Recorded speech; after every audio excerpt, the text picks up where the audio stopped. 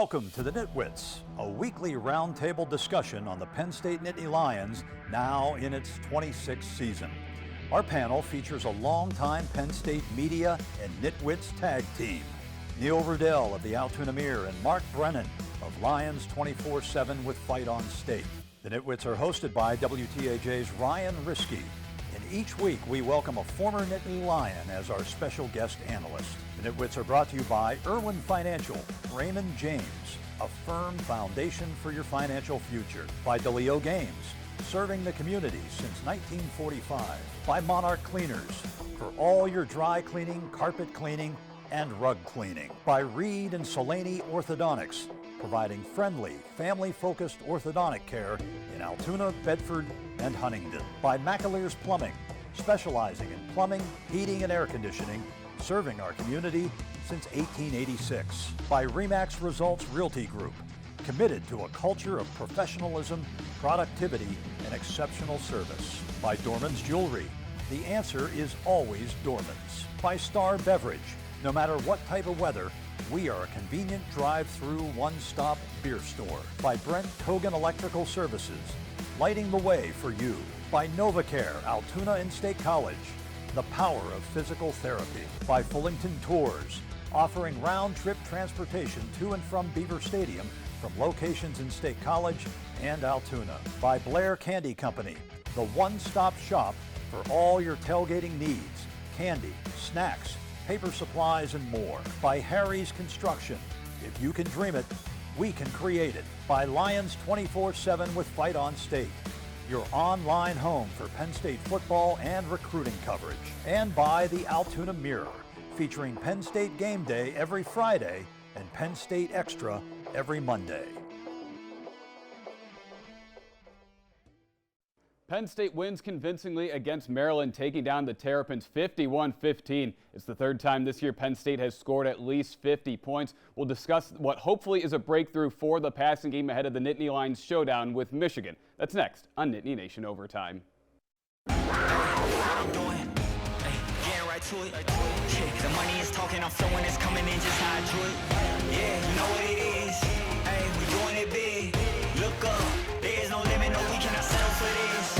Yeah, can't stop, nah, won't stop. Yeah, spin on live, you don't believe it, just watch.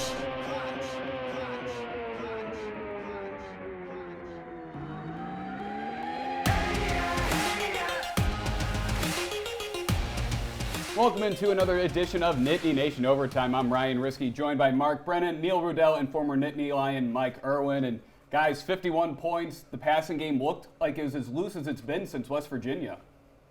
Yeah, I mean, I think that was the big thing coming out of that game was the fact that we had that narrative coming out of the Indiana game about Drew Aller did that long bomb to Keandre Lambert-Smith, finally take some pressure off him.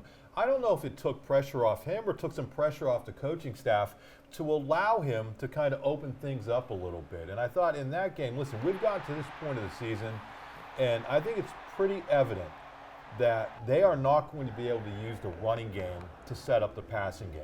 It's just not going to happen. So I think they're going to have to use the passing game to set up the running game, which they did very effectively. So Aller coming through, playing the way they did, or playing the way he did. Dante Siva stepping up, being a second really good receiver for them. I think those things were all really key for that offense moving forward. Yeah, I mean, going into this game, to me, they had to kind of reestablish themselves physically, defensively, had to play better, you know, in the passing game, to just ride some momentum into the Michigan game to really stand any chance against Michigan, based on the last 2 weeks hadn't gone all that well. So I think in that regard, it was a good step forward. Here they are. I mean, they're 8-1. They're going to have a huge house with a lot of enthusiasm. So they have everything going for themselves if they're good enough. And the one thing that was nice to see, they were using the middle of the field and they were taking shots downfield. Like, it looked like the offense that we thought we were going to be seeing after the West Virginia game. Yeah, that's the best game they played all year, without a doubt. And I thought Maryland would give us a much tougher game than what they did. I mean, they had won their first 5, and then they lost to Ohio State in a close game. They were leading into the second half. So I expected a lot more out of Maryland, but I give Penn State a lot of credit. I mean, probably the best they played all year. and both offensively and defensively, they But played well. I think that's the difference of where these programs are right now. I mean, Penn State goes to Ohio State, loses a crushing game, has a bit of a hangover, but wins that game against Indiana, and then comes back and blows out Maryland. Maryland goes to Ohio State, is up 17-10, and gets blown out eventually, and then loses to Illinois, and then loses to Northwestern.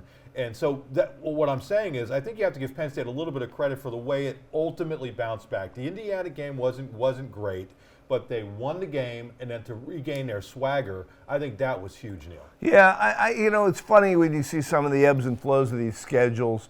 I think Penn State is better than they showed at times. I want to think Maryland is better than they've played against Penn State these last 4 trips down there. I mean, I give a shout out to Jeff Rice, a former member of the Beat, a State College writer. He said, maybe if Penn State could play Michigan at College Park, it would be the best scenario. Yeah. We know Indiana bounced back, and they beat Wisconsin. So Indiana's much improved, and I think when they went into that game, they probably took them lightly, but they responded, and it was a tougher game than I think they expected Indiana. But this is obviously the best thing that could happen to them now. And I think one thing to point out, finally a receiver emerged outside of Keandre Lambert-Smith. Dante Seaves had 2 fantastic touchdown passes, and maybe this was just a case of, adjusting to Big Ten style of play coming from the MAC. Well, the interesting thing is he played at Maryland before and had 10 catches for 150 yards and a touchdown. So he has played well against Big Ten opponents, just not week after week. The thing that I really like about Cephas is when Harrison Wallace was banged up early in the year, Cephas got 2 starts and did not play particularly well. They did not give up on this kid, and they circled back to him. Harrison Wallace is banged up again.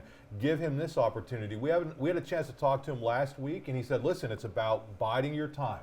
He said all the right things, and he came out and was able to get it done, and I think that was big. Franklin said afterward it was really big for them in terms of giving another option other than Keandre Lambert-Smith in the tight ends in that passing game. I thought Aller put some more air under his ball. Seemed like he threw a more catchable ball at times. James thought it was because they were playing cover 0 and more like man-to-man that Aller, not so much zone that Aller maybe struggled with a little earlier in the year. We now have 4 good receivers. We have the tight ends. The 2 tight ends are playing really well. Yeah. And Lambert-Smith is playing well, and Cephas now has come along. So I think we got a lot of decent receivers out there. They're going to help us going forward. And I'll wait to tell you about Michigan later on. The showdown everyone's talking about. Yeah, it's just kind of like the offense just opened up, and it's just kind of like, where was all of this at the beginning of the year? Well, I think we saw some of it early in the year. Remember Harrison Wallace had 2 big games to start the year. But I think it all goes back to where we started this. I think with Drew Aller, after the game, he said something pretty interesting. He said, you know what, after the way last week's game went, he felt a little looser. And it looked like he felt like he just had a little bit more confidence. Now, it's funny because I go to Olu Fashanu and I go to KLS and I say, did you see any difference? And they're like, no, he's always been the same kind of guy. But if that's the way he's thinking, that's actually a good thing for him. And it's a good thing in his development because think, it was only 2 weeks ago that kid was crushed, crying after a game. And then he picks himself back up, leads them to a huge touchdown against Indiana, and then comes out and plays his best game of the year. He got that first interception out of his system as well. That was probably hangover. And I want to give Yurcich some credit, too, Absolutely. Because, he's been questioned at times, and, he called a good game yesterday. And obviously a lot to like from the offense. We got to take a break, but when we come back, we're going to discuss the defense. They bounced back as well from the game against Indiana. Don't go anywhere. Nittany Nation Overtime continues. The NitWits are being brought to you by Irwin Financial, Raymond James, a firm foundation for your financial future. By DeLeo Games, serving the community since 1945. By Reed and Selene Orthodontics, providing friendly, family-focused orthodontic care in Altoona, Bedford, and Huntington. And by McAleer's Plumbing, specializing in plumbing, heating, and air conditioning, serving our community since 1886.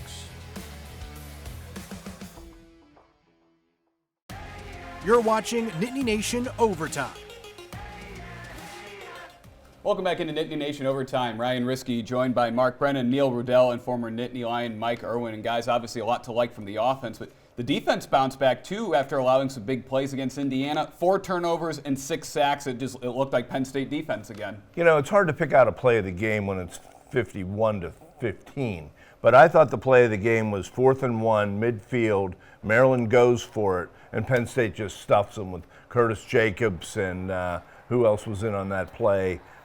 Maybe Ellies, but whatever. Then there was a 3rd and 1, 2 series later. Penn State stuffed the short yardage round with short yardage offense that Maryland had, and Maryland really never fully recovered. But I thought, you know, the defense kind of rose the occasion right away. Those stats were a little deceiving, though, because the quarterback from Maryland, Talia Tagovailoa. you could pronounce it for me. But he completed 17 straight passes. Yeah.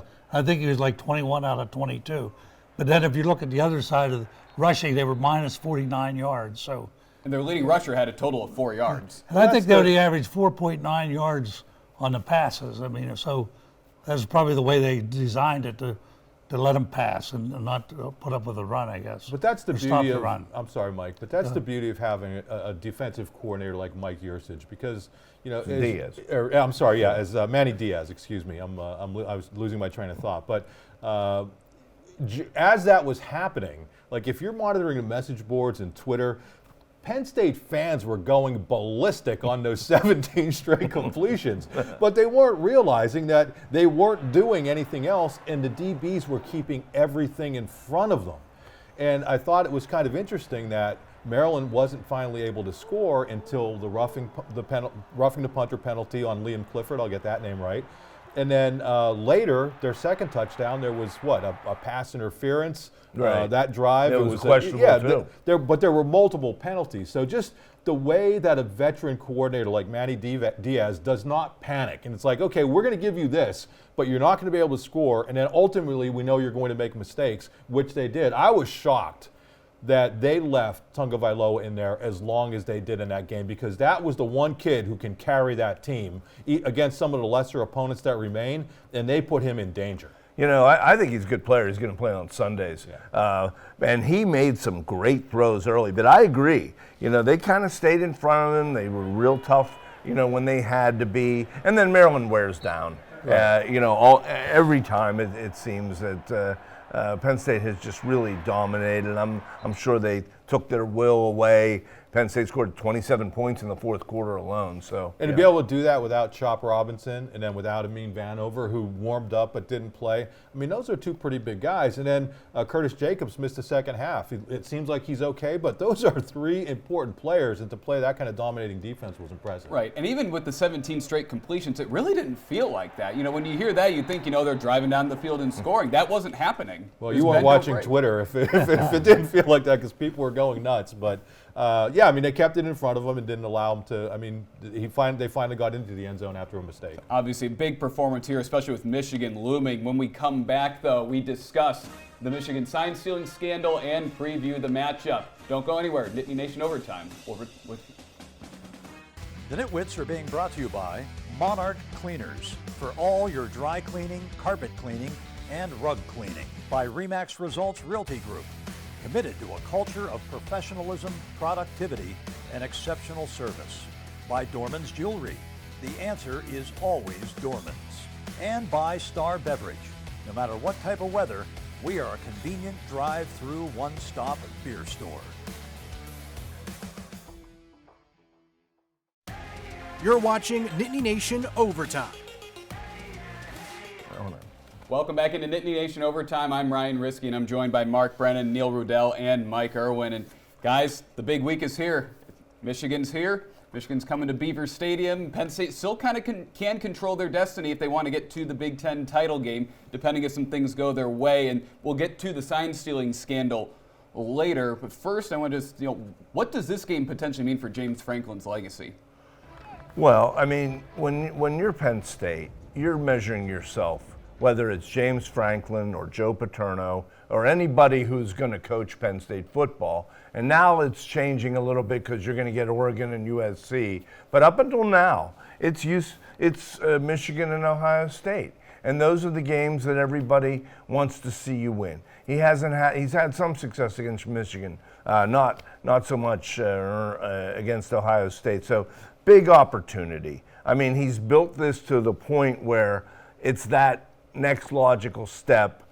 So far, they haven't been able to make it. So, here he is at home. It's a big opportunity. Well, it's the last year of divisional play too, Right. and I think that sets some. It's the last year you're gonna get both of these teams, and to not be able to beat one of them. I mean, they haven't beaten one of these teams when they were in the top 10 since Ohio State in 2016. That's a long time. So if you want to be the team that says you're a Big Ten title contender, if you want to tell people that, hey, don't complain over tight wins or whatever, well, go out and win one of these big games. Go out and show that you can do it. And this is the opportunity. And I think if they aren't able to get it, it's going to be something that lingers for a while. In the beginning of the year, if you look at their schedule, you thought they might lose 2 games, and they'd be Ohio State and Michigan. And I predicted that we would beat Ohio State. Now I have to maybe make another prediction after this. I might lean that way, but I think Michigan. When I looked at them, I remember last year's defeat, I guess, but they were bigger and stronger. And now they've scored a lot of points, but I don't think they've played any real tough schedule either. I mean, That's true. Rutgers is their signature win. Yeah, and they have a big dark cloud hanging over them. How is that going to affect them? There could be moving parts, this week. There's a lot of uncertainty up there. But I agree with Mike. Hey, last year they gashed you for 418 yards rushing. And, I mean, that absolutely can't happen. Penn State's going to have to get a control over their running game, and then they got a great quarterback. Well, what I will say is that if you talk to people in the program, what they'll say is in that game, this was Manny Diaz's defense, and they had yet to fully adjust to it, and there was a complete lack of gap accountability. Guys were panicking and not doing what they needed to do. Since then, they've been pretty good against the run, and then this year they've been very good. They lead the Big Ten in rush defense. That's all fine and dandy until you're out there against a team that is going to try to run it down their throat. So let's see what kind of headway they've made in the Manny Diaz defense with the gap accountability and with adding some more size to their defensive tackles. And Manny Diaz and the rest of the defense, they have not forgotten how they got gashed for the 418 rushing yards. I'm sure this game is circled. I mean, this is... No, they take them one at a time. Yeah. You ever heard that? Michigan is number 1 in defense. Penn State's number 3 in defense. And Michigan's only allowed about less than 7 points a game. And I forget what Penn State might be 8 or 9 or something like that. So it'd be a defensive battle out there. I mean, historically, Michigan is just a really, really tough team. Tough in short yardage, goal line. This is going back, too. We've had a better record. Penn State has been undefeated, but when coming in as a top 5 team. But when they steal your signs, it's going to make that much easier for them. That's right. How far has that gone back to stealing of the signs? Back to the mid-'90s? Yeah. Were they stealing signs then, too? Now, speaking of the stealing the signs, I mean, this scandal just keeps getting more and more egregious as we keep hearing more about it. You know what? If you're a Penn State fan, and as we tape this, it's Sunday night, so things may happen on Monday. You want Michigan to be at full go for this game because this is the last marquee game on your schedule. I don't care about 1-0. I don't care about the other opponents. If you want a chance to get to that college football playoff you need Michigan to be at full go because there's only 3 really good teams in the Big Ten, and you've already lost to one of them, and you are one of them. Not just that. If Harbaugh is not there, the rallying cry among the Wolverines is going to be even that much more intense. I think it could even potentially favor Michigan if he's not there. That's the tough part, for the Big Ten. Right. Is that if this team is less than all it should be. Now I know that people could get injured or whatnot, but if this team is sanctioned out of being competitive, that is going to be a disaster for the Big Ten, which will then only have 2 legitimate teams. So I just think for everybody's sake, and I know we're talking about potential cheating and all this stuff, for the Big Ten, it's going to be tough. It's an awful situation for that first year commissioner to have to deal with. We got to wait for all this to sort out. Well, you're going to do that, and Harbaugh will be coaching the Raiders next year. So. Or the Bears. Well, probably we will be somewhere else. Yeah. Maybe the Ravens. No, his brother's there. Yeah. His brother's doing well. Again, it's a bad look for the Big Ten. It's like Michigan, Harbaugh's probably getting close to being on the hot seat, and then they start winning all these games, and you find out, that's around when this sign-stealing scandal started. Yeah, it's going to be a fascinating week. Mm-hmm. And Connor Stallion's already resigned, and it's just... Of course he did. Let's throw some junior assistant co-checking chairman off the ledge. No one else knew anything about it. Well-level staff, and that's another thing. Like if Harbaugh didn't actually know anything like he claims, and that's a problem that you don't have a hold or a grasp on your program. Right. The whole idea that people didn't know what was going on. Of course These college They're football not allowed coaches to know what's going on. When you know what these college football What coaches is the are all first about. scandal in college football? Let's not go to the other ones. Easy. A lot of skeletons in the Time to closet. take a break. The head coach never knows what's going on when these things come out. Oh, no. And it's just, we'll see what happens. How many times does Michigan have from Penn State games that they've been at? Will they still be using these signs? All their signs got wet against UMass. Well, that was the beauty. The alleged sign stealer left the UMass game at halftime. So anything that went on in halftime of the UMass game from that point on, they could use and unleash it. And two, it's a question of how elaborate does this thing get? This guy couldn't clone himself, right? And it had a lot of different evidence. Hiring D2 and D3 head coaches to go to games and steal signs for him. And he saw the Purdue head coach. He didn't hold back when asked about it last week. Well, I have a feeling that a certain head coach is going to hold back when asked about it this Whether week it'll be on Monday. Tuesday, Monday, Wednesday. Was a Purdue coach say that this is going on all over the place, or is it Well, they had evidence. They said they had evidence. the Michigan? Yeah, which there is evidence. Obviously, big game with big implications, And again, we are taping this Sunday night, so things could come out on Monday that we don't know about right now. So anyways, we're going to take a break right now, and when we come back, we're going to crown our Nitwit of the Week. Don't miss a minute of Nittany Nation Overtime, now also on Apple and Spotify. The Nitwits are being brought to you by Brent Kogan Electrical Services, lighting the way for you. By Fullington Tours, offering round-trip transportation to and from Beaver Stadium from locations in State College and Altoona. By Blair Candy Company, the one-stop shop for all your tailgating needs. Candy, snacks, paper supplies, and more.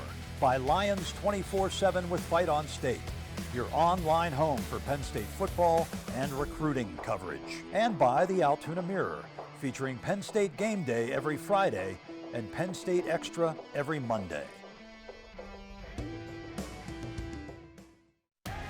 You're watching Nittany Nation Overtime. Welcome back into Nittany Nation Overtime. Ryan Riskey joined by Mark Brennan, Neil Rudell, and Mike Irwin. And guys, it's that time of the week. It's that time of the show. Let's see who won the Nitwit of the Week. Oh, look at that. Neil's in some trouble. Yeah, Neil, boy. Yeah, Mark, you're on a little drop from the last time you won. That's all right. I wanted to let everybody else have a little bit of shot. I wish we had a guest on here who could pick a game for a while. Well, don't worry, it's going to happen tonight. Don't worry about that. I have a feeling. No pressure on you this I have time, a pretty Mike. good feeling how this is going to go. All right, pick. So I guess I have to go first since I won. I'm going to go Michigan wins this game 24-20. Yeah, listen. You listen. I think no, everybody here listen. I may get a coordinator's name wrong again. I would really like to think Penn State has an opportunity to win this game, but after seeing what happened at Ohio State, they're going to have to prove that they can do it to me. I just can't pick them to win this sort of game until they go out and show that they can do it. So I think it's going to be Penn State losing this game a little bit closer. I'll go 24-21. Yeah, I mean, and it's another thing. I don't think they'll get blown out the way they did at Michigan last year. I'm in the same boat. I did pick 11-1, but I've not been, you have a young quarterback against a veteran operation up there in Michigan. They have to prove it to me as well. I'm going to say, what I would like to see, though, is Penn State's best performance, an inspirational performance that gets the crowd involved and have a chance to win. I see it low scoring. I'm going to say Michigan 23, Penn State 15. And I have to go with the Nittany Lions. There you go. You can get on the board. Right now, I was kind of surprised. It's only a 5.5-point favorite, Michigan. So at least the experts think it's going to be a tight game. So I'm going to say Penn State 24, Michigan 21. And I have to do it for the Lions. they need a little encouragement, I guess. It's strategic, Mike. They win, you're the And I nitwit of could, the week. I could be the That would guest eliminate of- you too, Neil. Would it? I have to do the Yeah, math. yeah. Then the guests would automatically get Well, get there's one 3 on the games graphic. left after this. Rutgers, Michigan State. And Yeah, if he wins, they might be in the Big Ten title game. I might have 4 There's games. zero chance you I might win all have those. 4 games left to get you guys. All right, well, we'll see. Guys, thank you so much for joining me this week on Nittany Nation Overtime. We'll see you next week after Penn State's showdown with Michigan.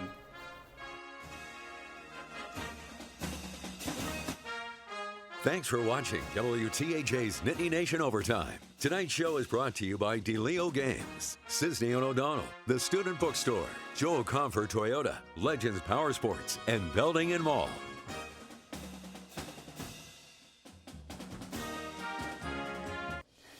The Nitwits have been brought to you by Irwin Financial Raymond James, a firm foundation for your financial future. By DeLeo Games, serving the community since 1945. By Monarch Cleaners, for all your dry cleaning, carpet cleaning, and rug cleaning.